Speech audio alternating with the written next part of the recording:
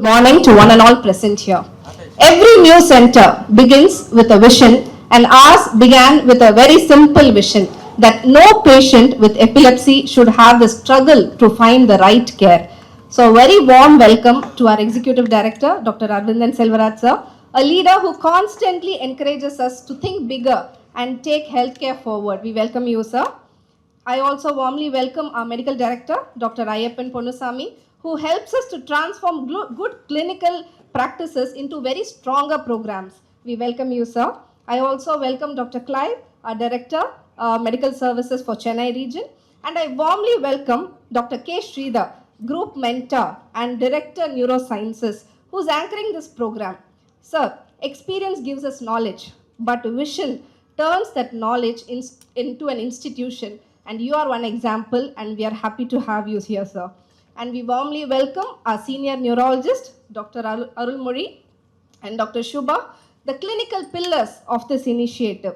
Every seizure, they have a story, and every patient deserves someone to listen to. And thanks for being their ears and being a strong clinical pillars for our Kaveri Hospital. And a very warm, special welcome to our media friends.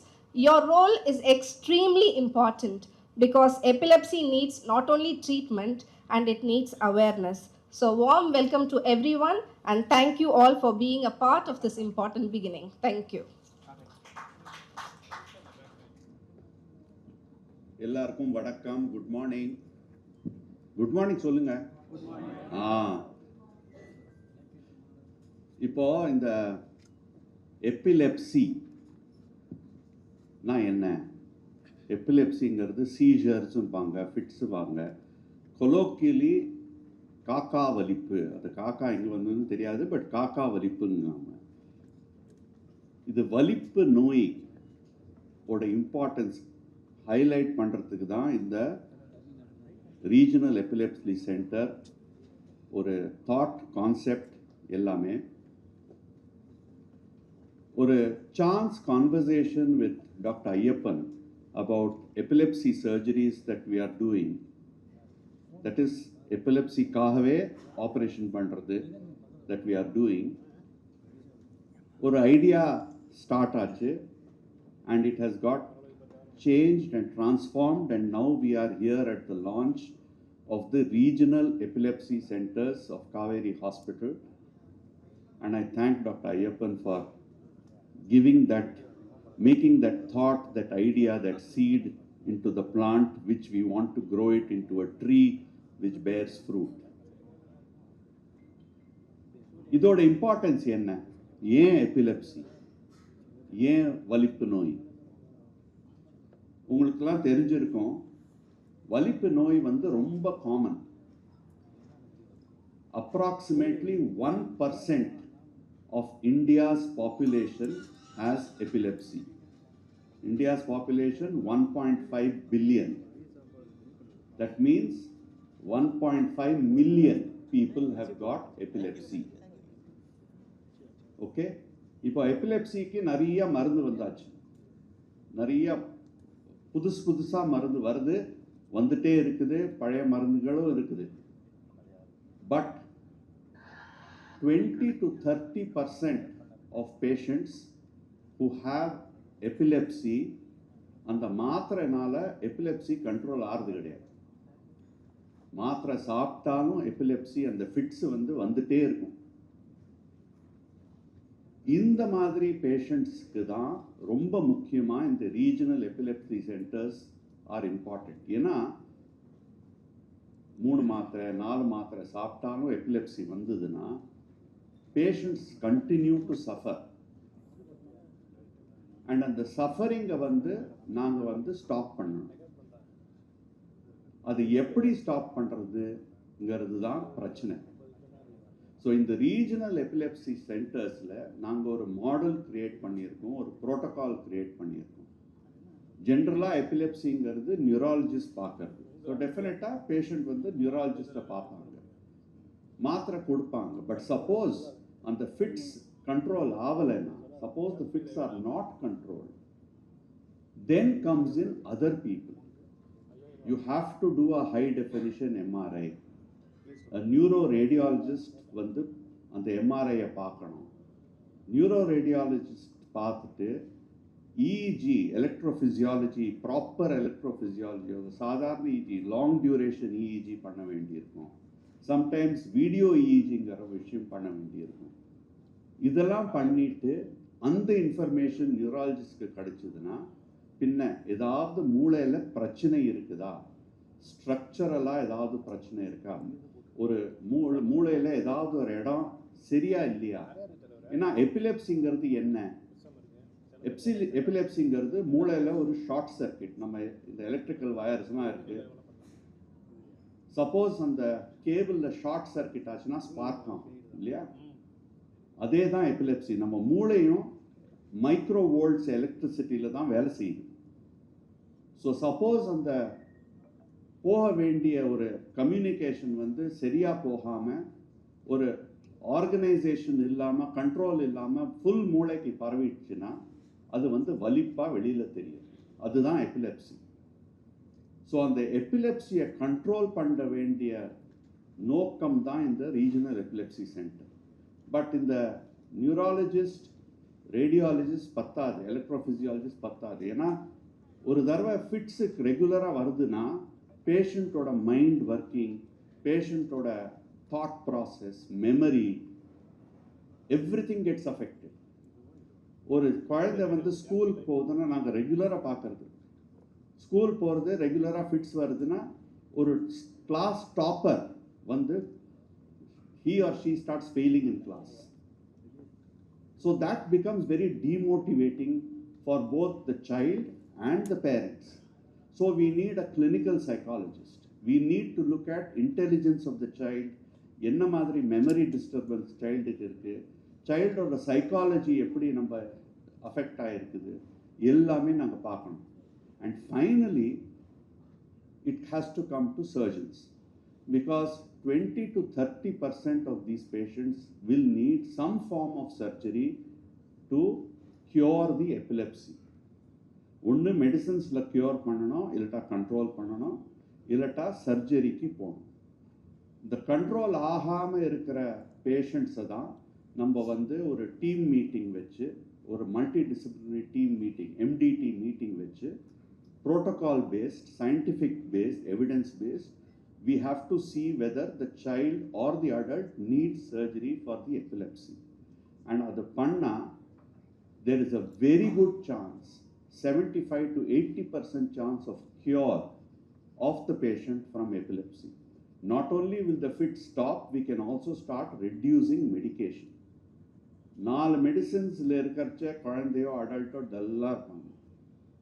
அதை குறைச்சிட்டாலே என்ன ஆகும், அவங்க bright ஆகிடுவாங்க, அவங்க functioning பெட்டராகும், அவங்க ஸ்கூல்லையோ அவங்க work பிளேஸ்லையோ their functioning becomes better, they contribute more and they become better human beings in their lives. இந்த ரீஜனல் எபிலெப்சி சென்டரோட ஒர்க்கிங் எப்படின்னா, ஒரு காவேரி ஹாஸ்பிட்டல், 3 காவேரி ஹாஸ்பிட்டல் சென்னையில் இருக்குது. ஒரு Kaveri ஹாஸ்பிட்டல்லையும் we have a recognized neurologist who will lead the team over there and see the epilepsy clinic, the epilepsy center in each hospital. We have a common protocol, common pro forma, and once in 2 weeks, difficult cases will be discussed amongst the neurologists and other team members like psychologists, neurosurgeons, everybody. And then decisions will be taken on what is to be done, what is best for this particular patient based on evidence, based on what the patient is suffering from. Surgery for epilepsy na bayapada vendam. The risk in these surgeries is very low. It is only about 2 to 3%, and it is much easier than many of the other neurosurgical procedures that are done for patients. So it is mainly a selection, mainly coming together of multiple specialities, multiple professionals together. And this, I am proud to say, I think we are one of the first in Tamil Nadu to develop this sort of a center. So I think I must thank the management of Kaveri Hospital for encouraging the clinicians to do things like this, because this is where we are able to help society. Thank you very much. Good morning and vanakkam to one and all assembled here. And at the outset, I'm very happy to be a part of the launch of the Regional Epilepsy Center at Kaveri Group of Hospitals. We are launching this specialized program for assessment, medical and surgical treatment of epilepsy in both children and adults. Our comprehensive pre-surgical evaluation is available for patients whose seizures are drug refractory. Our mission is to bridge the gap between patients requiring surgery for epilepsy and the actual number of surgeries that are happening around. Our goal is to help our patients achieve seizure freedom without side effects and lead healthy and independent lives. And I'm happy to say that at Kaveri Group of Hospitals, we have the necessary infrastructure and an excellent team across the branches to cater to this growing need. And thank you. Everybody, this is a new chapter of hope for parents and children who are going through a difficult time with pain and suffering due to epilepsy. Now, epilepsy, as Sir told, is quite a common disease, and mostly the onset is in childhood. And that 1% of children of the population who are in India, most of them have their onset in childhood. And I am a person who is passionate about children and their growth, their potential to achieve their maximum potential, because the growing brain is more vulnerable to a devastating disease like epilepsy. When the epilepsy is actually a medical emergency, and we have trained personnel to deal with this 24/7, all days, round the clock, to deal with any child who is coming to the emergency department then and there. Because epilepsy has to be seizure, is a medical emergency and has to be stopped immediately. So as Sir was telling, sometimes parents don't bring the child to the doctor at all, to the neurologist at all.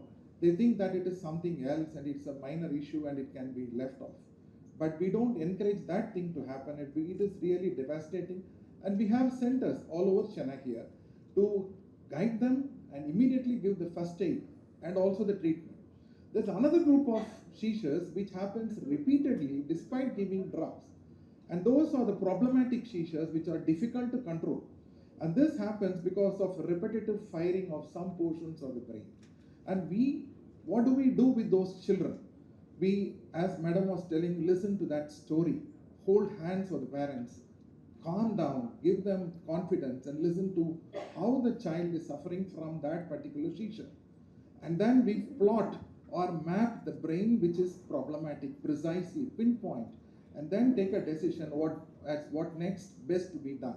Be it medications, be it surgery, or being it a stimulation of that particular region, and ultimately stop that fits from happening again and again. As we all know, the fits which is going to be happening in a recurrent fashion, it is going to be harming the development of the child and ultimately stopping the maximum potential which the child is going to be achieving. So வலிப்பு நோய்ங்கிறது முற்றிலும் குணப்படுத்தக்கூடிய ஒரு நோய் தான். அது சில நோய்களை ரொம்ப ஈஸியாக நாங்கள் சரிப்படுத்துகிறோம். சில நோய்களை சில நேரத்தில் அதே வலிப்பை ஒரு டீமாக ஒர்க் பண்ணி அந்த மருந்து மட்டும் இல்லாமல் வேறு என்னெல்லாம் பண்ணி ஒரு ஆப்ரேஷன் பண்ணி கூட அந்த ஃபிட்ஸை அல்டிமேட்லி சரிப்படுத்தணுங்கிறது தான் எங்களுடைய நோக்கம். நன்றி.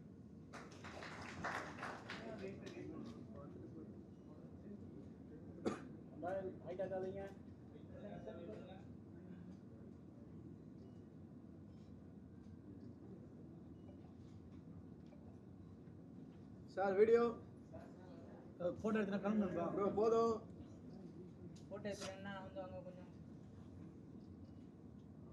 அப்பா. ஆமா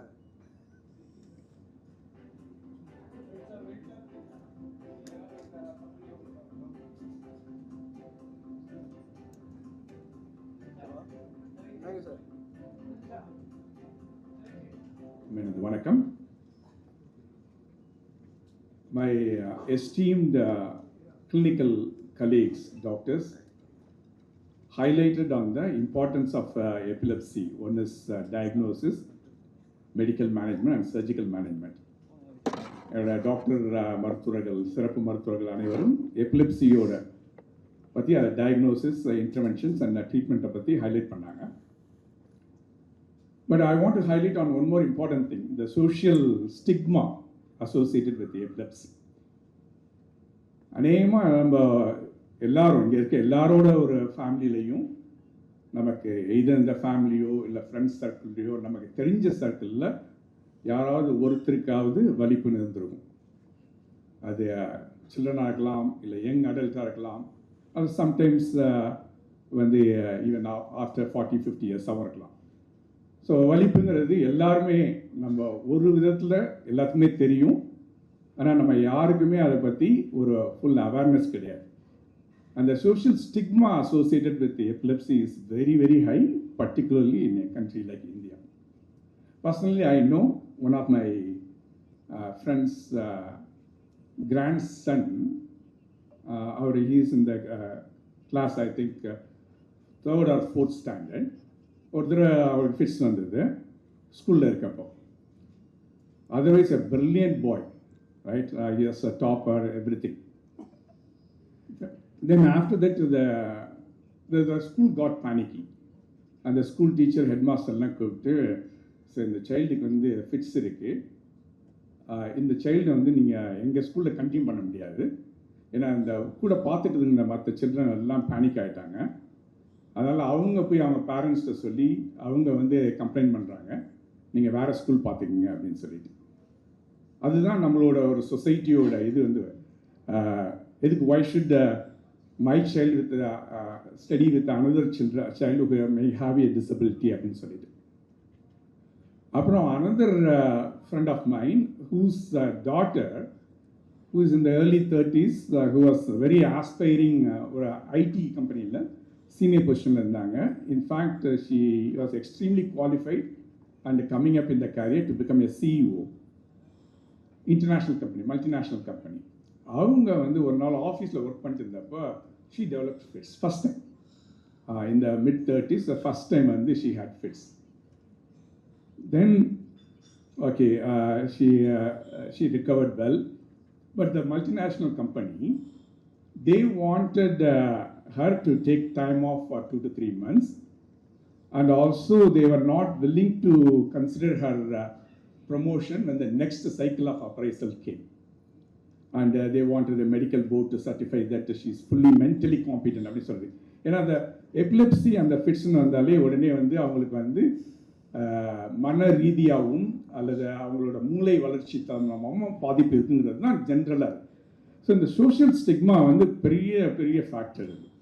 so patients can have say anything, எது வேணாலும் சொல்லிக்கலாம், ஆனால் வந்து அந்த எனக்கு தெரிஞ்சவங்களுக்கு வலிப்பு இருக்குது, இதுக்கு காரணம் இதுதான், இது சரியாக போகுங்கிறது மாதிரி இல்லாமல் அதோட அவேர்னஸ் ரொம்ப கம்மி.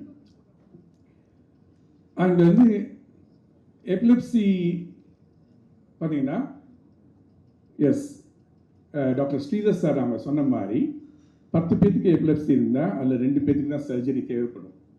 பட் அந்த 2 பேரை எப்படி ஐடென்டிஃபை பண்ணுறது, these patients will benefit from surgery அப்படின்னு சொல்லிட்டு, அதுக்கு வந்து இனிஷியலாக பார்க்குற ஒரு ஃபிசிஷியன், அப்புறம் ஃபர்தராக பார்க்குற நியூராலஜிஸ்ட், நியூரோ ரேடியாலஜிஸ்ட் எல்லாருமே சேர்ந்து அசஸ் பண்ணி, எஸ் அவுட் ஆஃப் இந்த 10 பேஷண்ட்ஸில் வந்து இவங்க 2 பேரும் சர்ஜரியில் பெனிஃபிட் பண்ணுவாங்கன்னு அப்படின்னு சொல்லிட்டு நியூரோ சர்ஜனையும் சேர்ந்து இன்ட்ரடியூஸ் பண்ணால் தான் தென் தே வில் பெனிஃபிட். சரி, ஐ எம் ஆர்த்தோபெடிக் சர்ஜன். ஒரு நாளைக்கு 10 பேஷண்ட் நான் வந்து அவுட் பேஷண்ட்ஸில் பார்த்தேன்னா நீ ஆர்த்ரைட்டிஸ் வர, அதில் 10ல் 2 பேத்துக்கு சர்ஜரி, 2 பேத்துக்கு தான் சர்ஜரி தேவைப்படும். மீதி 8 பேத்துக்கு வந்து நான் நீ ஜாயிண்ட் இன்ஜெக்ஷனோ இல்லை நீ ஃபிசியோதெரப்பியோ சொல்லி நான் மேனேஜ் பண்ண முடியும். But the clinical ability to diagnose who needs surgery, that's important. First of all, a proper referral to a center and also identifying the patients who will benefit from surgery நடக்கிறதில்ல. அதனால தான் the fragmented healthcare system சொல்லுவோம். Not only in India, anywhere, even in the Western countries where I work, proper recognition of patients with epilepsy who will benefit from medicines, who will benefit from surgery and identify பண்ணி, by the time they reach the proper center, it will be many times very late. So அந்த ஒரு கான்செப்டில் தான் இந்த fragmented healthcare, as far as the epilepsy service is concerned, we want to integrate, at least within the Kaveri Hospital to start with. See, all the 3 hospitals in Chennai, ஊடக நண்பர்களுக்கு எல்லாத்துக்குமே நான் திரும்பி என்னோட மல்டிபிள் இன்ட்ராக்ஷன்ஸ் தெரியும். இந்த 3 hospital சென்னையில் நம்மளுக்கு இருக்குது. கூடிய சீக்கிரம் அடுத்த வாரம் வந்து சில்ட்ரன்ஸுக்கான ஸ்பெஷலிஸ்ட் ஹாஸ்பிட்டல் நம்ம ஆரம்பிக்கிறோம். 120 bedded hospital in radial road. இந்த 4 ஹாஸ்பிட்டல்லையுமே we provide tertiary to quaternary care. இருக்கிறதுலே highest form of super specialist interventions பண்ணுறோம். இந்த 3 ஹாஸ்பிட்டல்லையுமே neurosciences which includes neurology, neuro radiology, neuro surgery, one of the high volume and highest number of patients and surgeries இருக்கிற department. இந்த 3 இதுலையுமே நம்ம ஒரு இன்டெகிரேட்டடாக ஒரு சர்வீஸ் கொண்டு வரணுங்கிறது தான் டாக்டர் ஸ்ரீதர் அவங்களோட விஷன். இப்போ இந்த சிஸ்டம் லைக் வந்து டாக்டர் ஸ்ரீதர் சொன்ன மாதிரி we will meet frequently, discuss the cases, who needs what அப்படிங்கிறது. ஆங்காலஜியில் எடுத்திங்கன்னா அது is well establish. The tumor board meeting ரெகுலராக நடக்கும். Because no one doctor can provide solution to a case. From the pathologist to radiation oncologist வந்து எல்லாருமே சேர்ந்து they meet and then decide.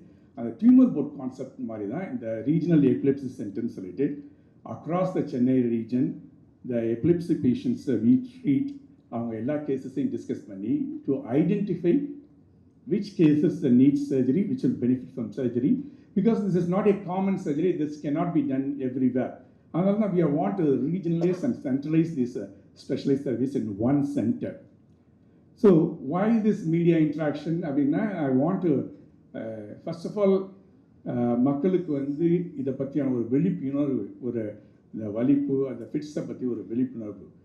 Doctor Arulmozhi அவங்க சொன்ன மாதிரி இட்ஸ் முற்றிலும் பூரணமாக குணப்படுத்தக்கூடிய கண்டிஷன். யூஸ்வலாக கேன்சருக்கு தான் நம்ம பேசி கேள்வோம், மார்பு புற்றுநோயோ எல்லாமே முழுமையாக க்யூர் பண்ண முடியும். அதே மாதிரி இந்த எபிலெப்சி ஃபுல்லாக க்யூர் பண்ண முடியும். பீப்புள் நார்மலாக நினைக்கிறது வந்து இவங்க லைஃப் லாங் மெடிக்கேஷனில் இருப்பாங்களா, இவங்க இன்டெலிஜென்ஸ் லெவல் என்ன ஆகும், இந்த மாதிரி நிறைய கொரிஸ் இருக்குது. எல்லா சந்தேகங்களும் நம்ம ஸ்பெஷலிஸ்ட்டை கேளுங்க. ஒரு கரெக்டான பாசிட்டிவ் மெசேஜ், பாசிட்டிவ் ஹெல்த் மெசேஜை பற்றி நீங்கள் தயவுசெய்து மக்களுக்கு கொண்டு போங்க. அண்ட் ஆல்சோ இந்த மாதிரி complex conditions which will benefit from surgery better ton at few specialised centres like Kaveri, not everywhere.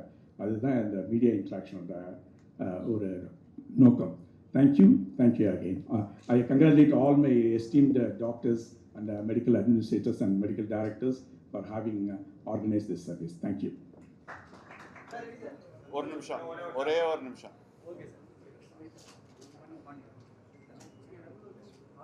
Start பண்ணலாமா? என் பேர் டாக்டர் கே ஸ்ரீதர். காவேரி மருத்துவமனையோட group mentor for neuro sciences and Director Institute of Brain and Spine at Chennai.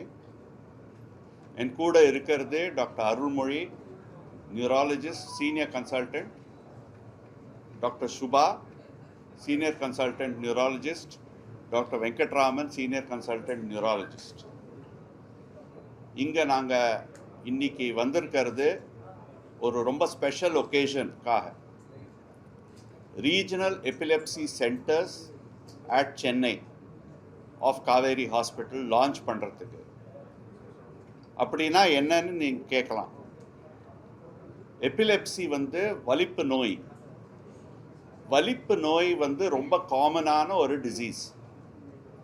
இந்தியாவில் estimate பண்ணி பார்த்தா 1.5 பில்லியனில் almost 1% of பாப்புலேஷனுக்கு epilepsy உண்டு.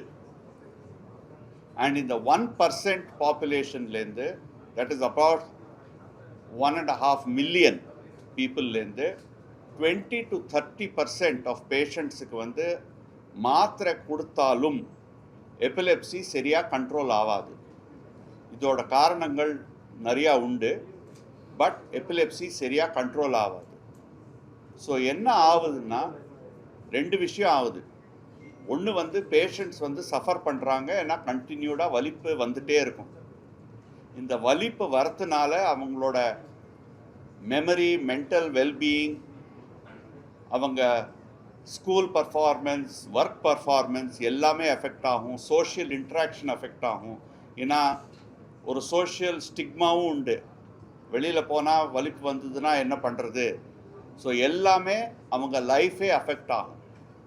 But இதுக்கு வந்து ஒரு தீர்வு உண்டு, ஒரு கியூர் உண்டு, ஒரு பாசிபிலிட்டி ஆஃப் ஹோப் உண்டு. ஏன்னா ஒரு இன்டிகிரேட்டட் சிஸ்டம் ஆஃப் கேர், ஒரு மல்டி டிசிப்ளினரி கேர் வச்சுட்டா நம்ம வந்து எந்த பேஷண்ட்டுக்கு மாத்திரை இல்லாமல் வேறு ஏதாவது ட்ரீட்மெண்ட் பண்ணால் இது வந்து க்யூர் பண்ணலான்னு நாங்கள் பார்க்க முடியும். எபிலெப்சி சர்ஜரி வந்து ஒரு பாசிபிலிட்டி இப்போது. அண்ட் எபிலெப்சி சர்ஜரியில் 75 to 80% சான்ஸ் ஆஃப் க்யூர் உண்டு வித் லோ ரிஸ்க். பட் இதுக்கு ஸ்பெஷலிஸ்ட் எல்லாம் சேர்ந்து வந்து பேஷண்ட்டை பார்த்து ஒரு மல்டி டிசிப்ளினரி டீம் இருந்தால் தான் இதை பண்ண முடியும். அண்ட் இது வந்து காவேரி ஹாஸ்பிட்டல் சென்னை அக்ராஸ் 3 பிரான்ச்சஸில் இருக்குது. ஸோ இதை வந்து இன்டிகிரேட் பண்ணி நாங்கள் வேலை செய்ய பார்க்குறோம். இதுதான் லான்ச் பண்ணுறோம். ஒரு காமன் ப்ரோட்டோகால், ஒரு காமன் ப்ராசஸ் வச்சுட்டு டாக்டர்ஸ் அக்ராஸ் 3 ஹாஸ்பிட்டல்ஸ் வந்து எவ்ரி ஃபார்ட்நைட் வர்ச்சுவலாக மீட் பண்ணி கேசஸை டிஸ்கஸ் பண்ணி அவசியம் இருந்தால் நியூரோ சர்ஜனையும் இன்வால்வ் பண்ணி we can do more for society, we can help society.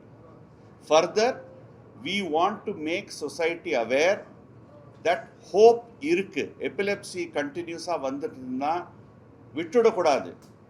எவ்வளோ சீக்கிரமோ நம்ம அதை அட்ரெஸ் பண்ணுறோமோ அவ்வளோ பேஷண்ட்டுக்கு நல்லது. Earlier the better. சின்ன குழந்தைகள் நாங்கள் வந்து 1 வயசு குழந்தைகளுக்கும் நாங்கள் ஆப்ரேஷன் பண்ணியிருக்கோம். ஸோ ரொம்ப சின்ன குழந்தை பண்ணலாமாங்கிற ஒரு விஷயம் கிடையாது. எவ்வளோ சீக்கிரமாக முடியுமோ அதுக்கு கரெக்டான ட்ரீட்மெண்ட் பண்ணால் ஒரு நல்ல ரிசல்ட் கிடைக்கும். பட் எல்லாரும் சேர்ந்து வரணும். Neurologist, neuro surgeon, neuro radiology, clinical psychology, electrophysiology, neuro rehabilitation எல்லாமே சேர்ந்து வந்தால் தான் இது முடியும்.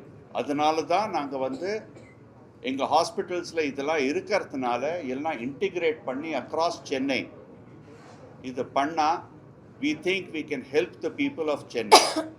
Thank you.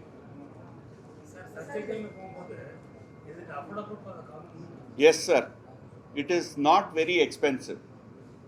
நான் சொன்ன மாதிரி எபிலெப்சி சர்ஜரிங்கிறது நிறையா வேறு சர்ஜரி விட ரொம்ப it is not so complicated வந்து டெசிஷன் மேக்கிங். அதுக்கு தான் எல்லாரும் சேர்ந்து உட்காந்து ஒரு டெசிஷன் எடுக்கணும். பட் ஒரு தடவை டெசிஷன் எடுத்துட்டா actual surgery is not complicated or serious. So it is not expensive. First 1 year age சொல்லுங்க சார். above 50 அந்த ஏஜ்ல கூட பண்ணலாமா சார்? above 50லாம் சின்ன வயசுமா. of course we can do. எந்த வயசு இருந்தாலும் இது surgery, if they are fit for surgery medically we can do surgery. medically fit, மயக்கம் கொடுக்கறதுக்கு ஃபிட்டாக இருந்தால் we can do. அது டயபெட்டிஸ்லாம் எல்லாருக்கும் உண்டுமா. இப்போ டயபெட்டிஸ், பிளட் ப்ரெஷர்லாம் விஷயமே கிடையாது. ஹார்ட் ரொம்ப வீக்காக இருக்குது, மயக்கம் கொடுத்தா high risk of heart attack on the டேபிள்னா then we have to think வேறு எப்படி நம்ம பண்ணலாம். இல்லை உலகம் பூராவுமே அதிகம். பட் யாருக்கும் அதை வந்து அந்த அவேர்னஸ் இல்லை. இந்தியாவில் பிரச்சனை என்னென்னா நான் சொன்ன மாதிரி ஒரு 1.5 பில்லியனில் 20 to 30% ஆஃப் பீப்புளுக்கு எபிலெப்சி கண்ட்ரோல் ஆகாமல் இருக்குது. That means almost 1 lakh people need surgery. But annual surgery incidents எங்களுக்கு தெரிஞ்ச வரைக்கும் is only about 2000 per year across India. அப்படின்னா எவ்வளோ பேஷண்ட்ஸ் இருக்காங்க who need procedures but it's not done because of lack of different reason, lack of awareness. அவங்களுக்கே தெரியாது இதுக்கு treatment பண்ணலான்னு பயமுறுத்திடுவாங்க சில பேர். ஐயோ ஆப்ரேஷனா, மூளையில் ஆப்ரேஷனா, ஐயோ பண்ணக்கூடாதுன்னு. ஸோ இதெல்லாம் இந்த awareness that it is safe, it can be done and there is hope. அந்த மெசேஜ் நீங்கள் கேரி பண்ணணும். யாரோ ஒருத்தர் வலிப்பு நோய் அதில் நிறைய வெரைட்டிஸ் இருக்குது. ஸோ சில சமயம் வந்து நீங்கள்லாம் சினிமாலெலாம் பார்த்துருக்க மாதிரி 2 கை 2 கால் அந்த மாதிரி வெட்டும், ஸோ அப்போ வாயிலேருந்து நுர வரும், நாக்கு கடிச்சுப்பாங்க, அவங்களையும் அறியாமல் யூரின் போயிடுவாங்க. இது வந்து காமன் ஜென்ரலைஸ் டானிக் கிளானிக் சீஜர் அப்படின்னு சொல்லுவோம். சில சமயம் ஒரு பாகம் மாத்திரம், ஒரு சைடு மாத்திரம், இல்லை ஒரு கை மாத்திரம் இருந்தது அப்படின்னா அதை ஃபோக்கல் சீஜர் அப்படின்னு சொல்லுவோம். சில பேருக்கு வந்து இந்த மாதிரிலாம் ட்ராமாட்டிக்காக எதுவும் இல்லாமல் ட்ராப் அட்டாக்ஸ்ன்னு சொல்லுவோம். ஸோ டக்குன்னு மயக்கம் போட்டு கீழே விழுந்துருவாங்க. சில பேருக்கு அப்நார்மல் பிஹேவியர் இருக்கும். அந்த மாதிரி அது ஒரு வேரிடு ப்ரெசன்டேஷனாக இருக்கும். ஸோ எந்த மூளையோட எந்த இடத்துலேருந்து ஆரம்பிக்குதோ அண்ட் எப்படி அந்த அப்நார்மல் சிக்னல் பரவுதோ அது மேலே டிபெண்ட் பண்ணுறது எப்படி அது வெளியில் காட்டும்னு. சில பேர் என்ன பண்ணுவாங்கன்னா தெரியாமல் எங்கேயோ போயிடுவாங்க. அதுக்கப்புறம் திடீர்னு நான் எங்கடா இருக்கேன் திடீர்னு ஒரு ஞாபகம் வரும். ஸோ அந்த மாதிரிலாம் கூட எபிலெப்சி தான். குழந்தைகளில் வேறு மாதிரி கூட வரும். You want children symptoms. குழந்தைங்களை பொறுத்த வரைக்கும் திடீர்னு அந்த குழந்தையோட பிஹேவியர் வேற மாதிரி பிஹேவ் பண்ண ஆரம்பிப்பாங்க. திடீர்னு முறைச்சி பார்த்துக்கிட்டே இருக்கிறது, கேட்குற கேள்விக்கு பதில் சொல்லாமல் இருக்கிறது, ஒரு வித்தியாசமாக இருக்கிறது. அந்த வித்தியாசம்னு நினச்சப்பவே நம்ம பயத்தை போக்கிக்கிட்டு இது வலிப்பு தானான்னு நீங்கள் டாக்டர்கிட்ட கேட்குறதே போதும். அதை டாக்டருங்க டெஸ்ட் பண்ணி அதை முடிஞ்சால் ஒரு இப்போ செல்ஃபோன் எல்லார் கையிலையும் இருக்குது, ஒரு ஸ்மார்ட் ஃபோன், அந்த வித்தியாசமாக நடக்கிறத ஒரு ரெக்கார்ட் பண்ணி இதுதான் நடந்தது அப்படின்னு டாக்டர்கிட்ட காமிச்சிட்டிங்கன்னா டாக்டர் அதை பார்த்துட்டு இது உண்மையிலேயே வலிப்பு தானாங்கிறத டெஸ்ட் பண்ணியோ அவரோட அனுபவத்தில் அதை சொல்லுவார். அந்த பயத்தை போக்கிக்கிறதுக்கு தான் இந்த கூட்டமே. அதாவது இது ஒன்றுமே பண்ண முடியாது, இது மோசமான நோய் அப்படிங்கிற தப்பான அணுகுமுறை வேண்டாம். இதை ஈஸியாக குணப்படுத்த முடியும். அது ஒரு தவறான ஒரு அணுகுமுறை, ஒரு தேவையில்லாத பயம், தப்பா அது ஒரு தப்பான வழிக்கு நம்மளுக்கு கொண்டு போகும். இதை முழுசா குணப்படுத்த முடியும்னு நம்பி நீங்க டாக்டர் கிட்ட போனீங்கன்னா உங்களுக்கு அந்த சந்தேகத்தை தீர்த்துக்கிட்டு அவர் கரெக்டான முறையில் இதை குணப்படுத்திட்டோம்னா இந்த தப்பான எண்ணங்கள் வராது. சார் நீங்க சொல்றீங்க குழந்தைங்களோட ஆக்டிவிட்டீஸ் எல்லாம் பார்த்து. இப்போ 1 இயர் பேபில என்ன சார் சிம்டம்ஸ்? இப்போ 1 இயர் பேபி என்ன பண்ணும்? குழந்தைகிட்ட அம்மா கூட பார்க்கும், முகத்தை பார்த்து சிரிக்கும், கொஞ்சம் உட்காரும், ஓரளவுக்கு நின்றுக்கும், அவ்வளோதான் நம்ம எதிர்பார்க்க முடியும். அப்படி நின்றுக்கிட்டு இருக்க குழந்தை, விளையாடிட்டு இருக்க குழந்தை போட்டு விளையாடுற பொம்மையை திடீர்னு கீழே போட்டுட்டு முறைச்சி பார்க்குது, இது கொஞ்சம் வித்தியாசமா இருக்கே அப்படின்னு குடும்பத்தில் இருக்க பெரியவங்க சொல்லுவாங்க. பாட்டிமார்கள் என்ன சொல்றாங்களோ அதை கவனமா கேட்டுக்கணும். அது அந்த நடத்தையில ஏற்படக்கூடிய ஒரு வித்தியாசம். காதை விழல, சத்தம் ஜாஸ்தி. பேனிக் அட்டாக், பேராலிட்டிக் அட்டாக் மாதிரி இருக்கலாம். அந்த செய்கையில ஒரு வித்தியாசம். அந்த வித்தியாசத்தை நீங்க தெளிவுபடுத்திக்கணும். முக்கியமான விஷயம் இந்த வலிப்பை மக்கள் ஸ்ட்ரோக்குன்னு சொல்கிறோம். பாதி நேரம் எனக்கு ஸ்ட்ரோக், நீங்கள் நம்ம போகும்போது டாக்டர் எனக்கு ஸ்ட்ரோக் வந்துருச்சு. ஆனால் உண்மையாக அந்த ஹிஸ்ட்ரி, அதுக்கு தான் இந்த மாதிரி ஒரு காம்ப்ரிஹென்சிவ் சென்டர் வேணும். பாதி நேரம் மக்கள் அந்த டெர்மினாலஜியை மாற்றி சொல்லுவாங்க. எனக்கு ஸ்ட்ரோக் வந்துச்சு டாக்டர், எனக்கு ஸ்ட்ரோக் வந்துச்சு. பார்த்தா அது வலிப்பாக இருக்கும். வலிப்பே சில நேரம் முடிஞ்சு ஒரு 24 மணி நேரத்துக்கு அந்த வலிப்பு உங்களுக்கு கை கால் வராமல் போயிடும். ஆனால் தானாக சரியாக போயிடும். ஸோ அது ஒரு வலிப்புடைய அடுத்த கட்டமாக இருக்கும். ஸோ பெரும்பாலும் வலிப்பு வெட்டுடன் கூடிய வலிப்பு, வெட்டு இல்லா வலிப்புன்னு பிரிச்சிடும். வெட்டோட கூடிய வலிப்பு நீங்கள் நான் ரோட்டில் போகிற யாருனாலும் பிடிச்சிடலாம். இந்த வெட்டில்லா வலிப்பை குடிக்கணும்னா தான் இந்த மாதிரி ஒரு காம்ப்ரிஹென்சிவ் சென்டர் வேணும். ஏன்னா வலிப்புன்னே அது தெரியாது. பாதி நேரம் கிளாஸில் கொஞ்ச நேரம் சும்மா உட்காந்துட்டு இருப்பாங்க, அது வலிப்புன்னு நினச்சிக்காம கிளாஸில் அவங்க படிக்கலன்னு நினச்சிக்கூடாது. லேசியாக இருக்காங்க குழந்தைன்னு டீச்சர் சொல்லுவாங்க. அந்த நேரம் அது வலிப்பாக இருக்கும், அதை கரெக்டாக பிடிச்சி வேலை பார்க்கணும். எல்லா வலிப்புக்கும் மருந்து ஒத்து வராது. சில வலிப்புகளை பார்த்து சீக்கிரத்தில் பிடிச்சோம்னா, ஒரு சின்ன உதாரணமாக பார்த்தா, நாம் ஒரு நாள் கேம்ப் ஒன்று பாண்டிச்சேரியில் பண்ணிட்டு இருக்கோம். ஒரு சின்ன பையன் ஸ்கூலில் நடுநடுவில் கவனம் செதறதுன்னு சொல்லி வந்தான். அவருக்கு பார்க்குறோம், நம்ம பார்த்தோன்னே மூளையில் ஒரு சின்னதாக ஒரு கட்டி இருந்தது, கூட்டு வந்தோம், சர்ஜரி பண்ணோம், சரியாயிட்டாரு, ஃப்ரீடமே வந்துருச்சு. ஸோ இது மாதிரி ஆரம்பத்திலேயே நம்ம அதை பிடிச்சா அவங்களுக்கு ஒரு லைஃப் ஃபுல்லாக ஒரு ஃப்ரீடமே கொடுக்க முடியும். சில வலிப்புகள் பார்த்திங்கன்னா மரபணு சார்ந்திருக்கும். அவங்களுக்கு சரியான மருந்துகள் கொடுக்கறதே ஒரு கஷ்டமான விஷயம். எல்லா மருந்தும் எல்லாருக்கும் வேலை செய்யாது. சில மருந்துகள் ஒரு சிலருக்கு கொடுத்தா தவறுதான் வலிப்புகள் கூடிடும். ஸோ அதுக்கெல்லாம் பார்த்திங்கன்னா ஒரு நரம்பியல் மருத்துவரால் முடியாது. இப்போ நாங்கள் இங்கே கொண்டு வந்தோம்னா வலிப்பு நிபுணர்கள் ஒன்றுக்குள்ளே பேசி இந்த வலிப்புக்கு எது போகும்னு சொல்லி டிஸ்கஸ் பண்ணி தான் மருந்தே போட முடியும். ஸோ அதுக்கு 3 சென்டர்ஸும் ஒன்றா வந்தால் தான் முடியும். அதுக்கான கூட்டம். இன்னொன்று என்னென்னா, நிறைய டைம் வலிப்புன்னு சொல்லிடுவாங்களோ அப்படின்ற அந்த சோஷியல் ஸ்டிக்மாவை பயந்தே நிறைய பப்ளிக் கரெக்டான டைமுக்கு வர மாட்டாங்க. இப்போ சென்னை மாதிரி ஒரு டெர்ஷரி சென்டர், நிறைய ஹாஸ்பிட்டல்ஸ் இருக்குது, நிறைய நியூராலஜிஸ்ட் இருக்காங்க. இப்பயுமே ஒரு 5-6 தடவை வலிப்பு வந்ததுக்கு அப்புறம் தான் பேஷண்ட்ஸ் வருவாங்க. சில பேஷண்ட்ஸ்க்கு அது வலிப்புன்னு தெரியும், ஆனால் அதை எதுவும் பண்ணாமல் அப்படியே விட்டுடலாம், இப்படியே போயிடுமா அப்படின்னு யோசிப்பாங்க. வேறு சில பேருக்கு சார் சொன்ன மாதிரி அது வெட்டு இல்லாத வலிப்பாக இருக்கிறதுனால அதை வலிப்புன்னு அவங்களால ஐடென்டிஃபையே பண்ண தெரியல. ஒரு நிறைய எபிசோட்ஸ் வந்ததுக்கப்புறம் தான் ஆமாம் இல்லை இது ஏதோ டிஃப்ரெண்ட்டாக இருக்குது அப்படின்னு அதுக்கப்புறமா வராங்க. ஸோ ப்ரெஸ்ஸோட இது என்ன ரெஸ்பான்சிபிலிட்டின்னு நான் ஃபீல் பண்ணுறேன்னா, எங்கள் டேரக்டர் சொன்ன மாதிரி இது சுற்றி ரொம்ப நிறைய சோஷியல் ஸ்டிக்மா இருக்குது, எஸ்பெஷலி பெண்கள். நீங்கள் நிறைய தடவை பார்த்தீங்கன்னா இந்த எபிலெப்சி உள்ள பெண்களை கல்யாணம் பண்ணுறதுக்கு கூட நிறைய பேர் தயங்குவாங்க.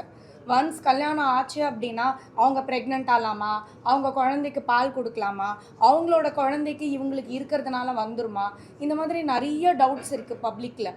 ஸோ இதை வந்து உள்ளுக்குள்ளேயே வச்சுட்டு மோஸ்ட்லி நிறைய ஃப்ரெண்ட்ஸ் ஒர்க் பிளேஸில் தெரிஞ்சிட்டா நம்மளை கம்மியாக எடை போடுவாங்க அப்படின்னு சொல்லி யாரோடையும் ஷேரும் பண்ணிக்க மாட்டாங்க, அதுக்கான மெடிக்கல் மேனேஜ்மெண்ட்டுக்கும் டாக்டர் கிட்ட வரமாட்டாங்க. ஆக்சுவலி வந்து நீங்கள் வந்து ஒரு டீமை ஃபார்ம் பண்ணியிருக்கீங்க, இது ஒரு ஸ்ட்ரக்சர்னு சொல்கிறீங்க. இந்த ஸ்ட்ரக்சர் ஒரு சக்ஸஸ் ஃபார்முலா அப்படின்னு நீங்கள் சொல்கிறதுக்கு கிளினிக்கல் ஸ்டடீஸ் என்ன பண்ணியிருக்கீங்க ஒன்று. ரெண்டாவது இதில் ஆப்ரேஷன்ஸ் நீங்கள் சொல்கிறீங்க, இது வலிப்புக்கு ஆப்ரேஷன் அப்படிங்கும் போதே ஒரு சின்ன ஒரு பயம் வருது, எதில் பண்ணுவாங்க, நமக்கு வந்து சக்ஸஸ்ஃபுல்லாக இருக்குமா அப்படிங்கிறது.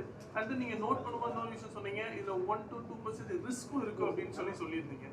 ஸோ இதனுடைய சக்ஸஸ் ரேட் ஒரு விஷயம். ரெண்டாவது நீங்கள் எவ்வளோ இது ஆப்ரேஷன் பண்ணியிருக்கீங்க, அதில் எவ்வளோ சக்ஸஸ் இருக்குது சார்? இந்த லாஸ்ட் 2 இயர்ஸ்லேயே நாங்கள் ஒரு 20 ஆப்ரேஷன் பண்ணியிருக்கோம் ரேடியல் ரோட், காவேரி ரேடியல் ரோடில், without this group involving all 3 hospitals. But நாங்கள் பண்ணுறதே அந்த ப்ரோட்டோக்கால் வச்சு தான் பண்ணுவோம். சார் பார்த்துட்டு குழந்தைய, அதுக்கப்புறம் மெடிசன்ஸ் கரெக்டாக இருக்கான்னு பார்த்துட்டு, அவசியம் இருந்தால் மெடிசன்ஸை சேஞ்ச் பண்ணி பார்த்துட்டு, இஇஜி பண்ணி, அதுக்கப்புறம் ஒரு வீடியோ இஇஜி பண்ணி, அவசியம் இருந்தால் ஒரு டெஃபினட்டாக ஒரு எம்ஆர்ஐ பண்ணணும். 3 டெஸ்லா எம்ஆர்ஐ, ஸ்பெசிஃபிக்காக எபிலெப்சிக்காகவே ஒரு எம்ஆர்ஐ சீக்வன்சஸ் உண்டு. அதை பண்ணிவிட்டு நியூரோ ரேடியாலஜிஸ்டோடு உட்காந்து பேசி, அதுக்கப்புறம் அவசியம் இருந்தால் பெட் ஸ்கேன், ஸ்பெக்ட் ஸ்கேன் அந்த மாதிரிலாம் எக்ஸ்ட்ரா டெஸ்ட் பண்ணி, அதுக்கப்புறம்தான் சர்ஜரி பக்கமே வருவாங்க. So and other then that clinical psychology, intelligence, cognition, rehabilitation எல்லாமே பண்ணணும். அதை பண்ணப்புறம்தான் சர்ஜரி பண்ணலாமா, இது சர்ஜரி. ஏன்னா இதில் 3 விஷயம் பார்க்கணும். ஒன்று வந்து எம்ஆர்ஐ எப்படி இருக்குது, அதில் ஏதாவது மிஸ்டேக் இருக்கா, அது வந்து குழந்தையோட ஃபிட்ஸோட நான் சொன்னேன் இல்லையா, எங்கேருந்து வருதுன்னு பார்த்துட்டு அதோட என்ன வெளியில் காட்டுன்னு அது தெரியும். இதுக்கும் ஃபிட் ஆகுதான்னு பார்க்கணும். 3வது நம்ம இஇஜின்னு ஒரு டெஸ்ட் இருக்குது, வீடியோ இஇஜி இருக்குது. அந்த வீடியோ இஇஜியில் எலக்ட்ரிக்கல் வயர்ஸ் போட்டு நம்ம எலக்ட்ரிக்கல் ஆக்டிவிட்டி பிரெயினோடது பார்ப்போம். அந்த வீடியோ இஇஜி இல்லை இஇஜியோட ஃபைண்டிங்கும் இந்த எம்ஆர்ஐ ஃபைண்டிங்கும் குழந்தையோ அடல்ட்டோட கிளினிக்கல் ஃபைண்டிங்கும் எல்லாருமே சேருதான்னு பார்க்கணும். இது எல்லாமே சேர்ந்து கரெக்டாக இருந்தால் தான் அதுக்கப்புறம் நாங்கள் வந்து என்ன மாதிரி சர்ஜரி பண்ணலாம், எப்படி பண்ணலாம், எந்த மாதிரி டெக்னிக் யூஸ் பண்ணலாம். எபிலெப்சி சர்ஜரி ஒரு டைப் கிடையாது. எப்படி நிறையா மாத்திரைகள் இருக்கோ அதே மாதிரி நிறையா டைப்ஸ் ஆஃப் சர்ஜரி உண்டு. So depending on the particular patients requirement surgery பண்ணணும். இப்போ நீங்கள் ரிஸ்க் இஸ் ஒன்லி 2 to 3%. ஏன்னா மயக்கம் கொடுக்கணும். நம்பர் 1, எந்த ஆப்ரேஷனுக்கு மயக்கம் கொடுத்தாலும் ஒரு சின்ன ரிஸ்க் உண்டு, ரிஸ்கே இல்லாத கிடையாது எந்த ஆப்ரேஷனும். 2வது நம்ம பிரெயினில் ஒரு ஆப்ரேஷன் பண்ண போகிறோம், so definitely there is a risk. That is less than 1% in this surgery, actual surgical risk. So the overall risk nu neenga pathina, it's equal to traveling on a highway on the road. Highway la porcha நம்ம யோசனை பண்றது இல்ல, but risk இருக்குல்ல, நீங்களா report பண்றீங்கல்ல, but we don't think about it. But benefit நீங்க பாத்தீங்கன்னா அந்த குழந்தையோ அடல்ட்டோ, if we can cure the epilepsy, the benefit is much more compared to the risk of 2 to 3%. Okay?